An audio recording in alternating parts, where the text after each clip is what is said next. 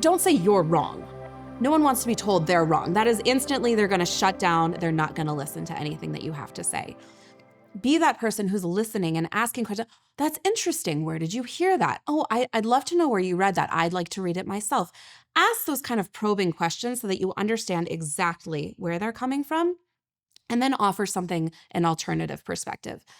Now, you might not change their mind right there and then as you're having that conversation, but you never know. As that person walks along and is in the shower that night and is thinking about the conversation, or as they come into contact with more people who share your views or share your mindset, they might say, hey, John, who I was speaking to a couple of weeks ago, that makes me think maybe he actually knew what he was talking about. And that person might reach out to you for further information. You never know what's going to happen down the line. There's another formula that we use in order to engage in these types of conversation. It's called ARM, A-R-M, address, reframe, message. If someone is coming at you with claims and telling you that you're wrong and telling you about horrible atrocities or whatnot, take a deep breath, compose yourself, and get ready. You address what that person is saying. So that doesn't mean you have to validate what they're saying. It doesn't mean that you have to say that that person is right. It just means that you have to show that person that you are showing up for the conversation, human being to human being. Address. Again, it's interesting that you say that. I'm wondering where you might have heard it.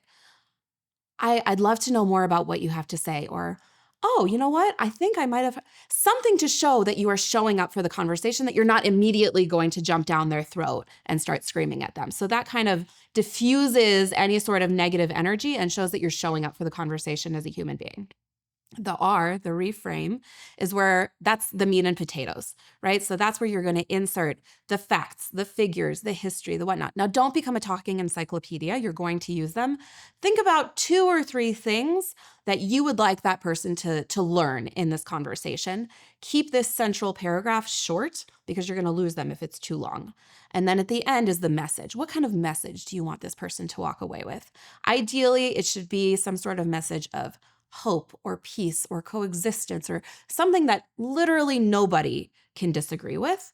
And so that way you are able to frame the whole conversation in a way that you are, again, showing up as a human being, not as a Hasbara robot who is here to defeat anything that somebody has to say to you. Hasbara, in Hebrew, it literally means to explain. But Hasbara in Israel has come to mean activism or Israel advocacy. So to be a Hasbara robot is to say, Israel can do no wrong and everything is perfect and you're wrong and Israel good, Palestinians bad, and that. So don't do that.